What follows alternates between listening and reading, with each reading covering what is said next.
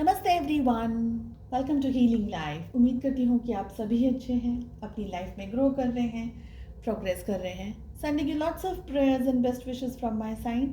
Please take care, stay safe. नवंबर 2022 कैसे रहेगा, आपकी लव लाइफ कैसी रहेगी, इसी टॉपिक पे हम रीडिंग कर रहे हैं। आज लेकर के आई हूँ पाइसेस यानी कि मीन राशि in sun moon rising and in Venus आपके लिए रीडिंग। ऑल ओवर एनर्जीज कैसी रहेंगी नवंबर के महीने के लिए, इस टॉपिक पे रीडिंग मैंने ऑलरेडी अपलोड कर दी है। अगर पेड रीडिंग्स में इंटरेस्ट रखते हैं तो मेरा व्हाट्सअप नंबर अब आपको यहाँ पर मिल जाएगा। चलिए 6 क्वेश्चंस मैंने यहाँ पर प्लेस किए हैं। पाइसेस मीन राशि, पहला क्वेश्चन है हमारा कि आप दोनों के रिलेशनशिप में क्या चल रहा है इस समय। वी हैव जस्टिस, आपकी क्या करंट फीलिंग्स हैं। वी हैव द एम्प्रेस, आपके पार्टनर की क्या करंट फीलिंग्स हैं। We have page of wands, आप दोनों के रिलेशनशिप में क्या प्रॉब्लम्स हैं, कहाँ प्रॉब्लम्स हैं, कहाँ इश्यूज आ रहे हैं, क्या चल रहा है रिलेशनशिप में। Okay, we have queen of cups, किस तरीके से आपका वर्तन होना चाहिए, बिहेवियर होना चाहिए। सन, अमेजिंग। एंड नवंबर 2022 क्या लेकर आ रहा है आपके रिश्ते के लिए, रिलेशनशिप के लिए। वी हैव द मून, बहुत ही ज़्यादा मेजर आर्कानाज आए हैं। Justice, the empress, the sun, the moon. वाह, क्या बात है। पाइसेस, सबसे पहले ज़ोडिएक साइंस आपको बता दूं, 12 की 12 ज़ोडिएक साइंस यहाँ पर ऑलरेडी आ गई हैं। आपके जो काउंटर पार्ट हैं वो भी पाइसेस हो सकते हैं, उनकी भी राशि मीन हो सकती हैं आपके साथ साथ में, ऐसी भी एनर्जीज हैं यहाँ पर। साथ ही कैंसर, स्कॉर्पियो, पाइसेस, कर्क, वृश्चिक और मीन राशि की एनर्जी है। We have Aries, Leo, Sagittarius यानी कि मेष, सिंह और धनु राशि की भी एनर्जी दिख रही है।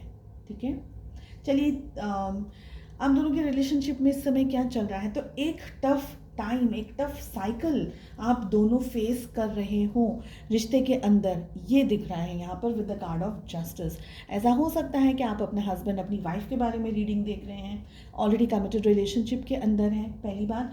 सेकेंड, कि कमिटमेंट चाहते हैं लेकिन मिल नहीं पा रहा है, उसके भी बहुत सारे रीजंस हैं। समवेयर आई फील कि जो आप दोनों का रिश्ता है ना, ये पूरी तरीके से आप दोनों आपके पार्टनर अपनी फीलिंग्स को नहीं समझ पाए, बिकॉज उनकी एनर्जी पेज ऑफ वॉन्ड्स की आ रही है। आप अपने रिश्ते को बहुत ही बखूबी तरीके से समझ पाए, अपनी फीलिंग्स को, अपने जज्बातों को समझा भी पाए अपने पार्टनर को, लेकिन वो नहीं समझ पाए या नहीं समझ पाई। Page of wands, justice, somewhere आप दोनों एक दूसरे को इतना 100% नहीं समझ पाए। अब क्या है, जब ये रिलेशनशिप का समय था, जब टाइम था, जब समय था आप दोनों एक दूसरे के साथ में, या इनिशियली जब आप दोनों का रिलेशनशिप ग्रो हो रहा था, जब आप एक दूसरे के साथ में थे, या साथ में जब आप नए नए आप जुड़े थे, तब और अब में बहुत डिफरेंस आ गया। उस समय ना ये रिलेशनशिप इतना सीरियस आपके पार्टनर की तरफ से नहीं था। आप ऑलरेडी सीरियस थे काफ़ी रिश्ते को लेकर के, लेकिन उनकी तरफ से ये रिलेशनशिप इतना सीरियस नहीं था जितना कि वो अब बन गया है। लेकिन जैसे हम कहते हैं ना, क्या करें जब चिड़िया चुग गई खेत, तो हम कुछ नहीं कर सकते। उसका मतलब ये है कि एक समय था, एक टाइम था, एक वातावरण था, एक माहौल था जब आप दोनों का रिश्ता ग्रो कर सकता था, लेकिन बिकॉज आपके पार्टनर उस एनर्जी को न समझ पाए, ना उस एनर्जी में रह पाए, ना वो और कुछ कर पाए, और ये रिश्ता इनकम्प्लीट सा, आधा सा, अधूरा सा रह गया, टूट गया ना। बहुत सारे ब्लेम गेम्स चले होंगे, तुमने ऐसा कर दिया, तुमने ये कर दिया, तुमने वो कर दिया, ये रिश्ता इस तरीके से नहीं निभा सकते, तुम्हें कुछ नहीं आता, मेरे साथ वो कर दिया, ये वो, ऐसे इस तरीके से एक दूसरे को ब्लेम करते हैं ना। ऐसा ब्लेम गेम बहुत चला हो आप दोनों के रिलेशनशिप में, ये दिख रहा है। एंड आप दोनों को ये एहसास हो गया कि ये रिश्ता नहीं चल पाएगा, नहीं निभ पाएगा। और एक समय ऐसा आया कि आप दोनों ने अटेम्प्ट्स करना, आप दोनों ने मेहनत करना, आप दोनों ने रिश्ते के लिए सैक्रिफाइसेस करना या रिश्ते को बनाने के लिए भी मेहनत करना बंद कर दिया, कम कर दिया। आपकी जो एनर्जी है ना वो एम्प्रेस की एनर्जी आ रही है। आप हमेशा से रिश्ते की शुरुआत से लेकर के अब तक से आप बहुत ही मैच्योर्ड पर्सन रहे हैं, गिविंग वाली एनर्जीज में ज़्यादातर आप रहे हैं, ऐसा दिख रहा है। आपने उनकी, आपके पार्टनर की गलतियों को, उनके जो भी उनसे हुआ एक्शंस, उनके शब्दों को, हर चीज़ को आपने माफ़ कर दिया, नज़रअंदाज कर दिया, लेट गो कर दिया कि छोड़ो, जाने दो। बिकॉज आपका प्यार बहुत स्ट्रॉन्ग, आपकी तरफ से ये रिलेशनशिप स्ट्रॉन्ग रखना था आपको। इस रिश्ते के साथ साथ में आप भी बहुत ज़्यादा मैच्योर्ड हुए हैं, ये एनर्जीज भी दिख रही है। डजेंट मैटर अगर आप एक मेल वॉचर हैं, आप की जो हम यहाँ पर एनर्जीज की बात करें तो आपकी जो एनर्जीज है ना वो बहुत ज़्यादा मैच्योर्ड हुई हैं, ठीक है। आपके जो पार्टनर है ना, इनके अंदर अभी भी चीज़ों को समझने की जो अंडरस्टैंडिंग क्वालिटी होती है, पावर होता है एक इंसान का रिश्तों को समझना, उनकी डिटेल्स को समझना, वो बारीकी को समझना, आज भी वो इनके अंदर नहीं है। हो सकता है कि इनका स्वभाव हल्का गुस्सैल स्वभाव ज़्यादा रहा हो, या बहुत जल्दी गुस्सा आ जाता हो, या इमेच्योर बहुत ज़्यादा एनर्जीज इनमें दिख रही। इनके अंदर का जो ठहराव है ना, जो आप में है वो आपके पार्टनर में नहीं है। आप दोनों ऑपोजिट्स भी हो सकते हैं, स्वभाव से एक दूसरे से बिल्कुल ही अलग अलग हो, ऐसी भी एनर्जीज दिख रही हैं। आप दोनों के रिश्ते में प्रॉब्लम क्या है, क्या प्रॉब्लम्स है?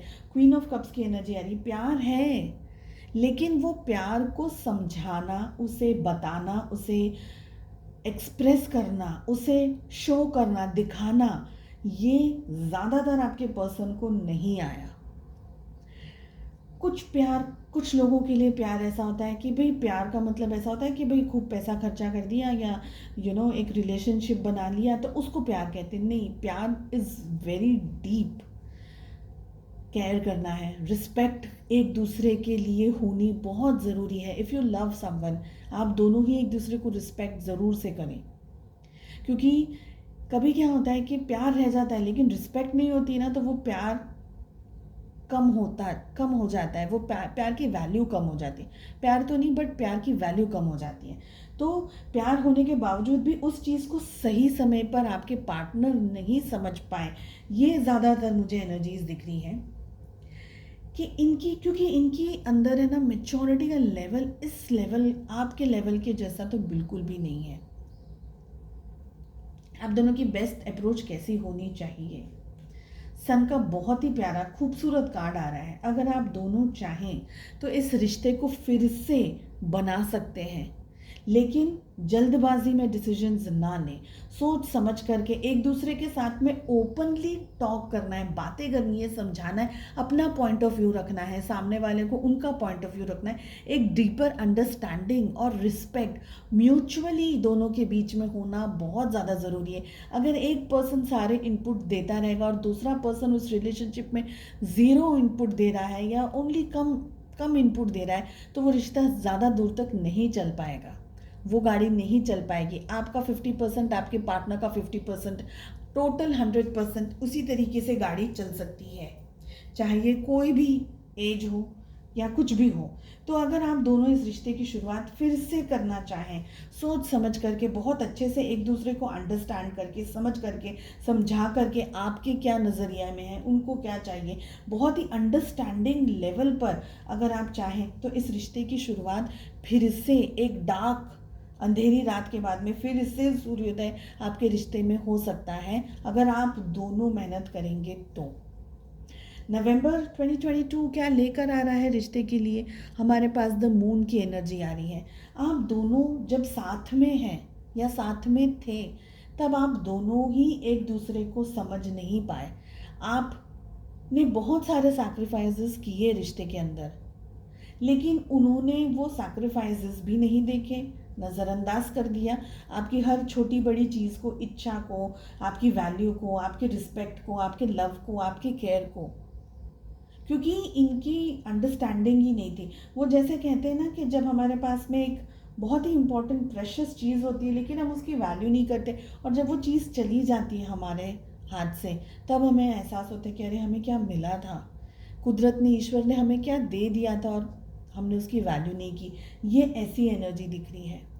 आपको शायद कितनी भी तकलीफ़ है, लेकिन आप उनका बुरा नहीं करना पसंद करेंगे, उनको तकलीफ़ पहुंचाना नहीं पसंद करेंगे। आज भी आप दोनों के लिए रिश्ता नवंबर में एक दूसरे को याद करना, एक दूसरे के लिए तड़पना, एक दूसरे को बहुत ही ज़्यादा मिस करना, रिश्ते के बारे में बहुत कुछ सोचते रहना। अगर आप दोनों ने अच्छा समय बिताया है तो वो अच्छे समय में आप दोनों ने क्या बातें की, क्या किया, वो सारी चीज़ें आप याद करते हुए नवंबर का महीना बिताते हुए मुझे ज़्यादातर दिख रहे हैं। एक्शन कोई नहीं ले रहा है, एक्शन कोई नहीं ले रहा है, बिकॉज अब आपने अपना पूरा कलेजा निकाल के सामने वाले को दे दिया है।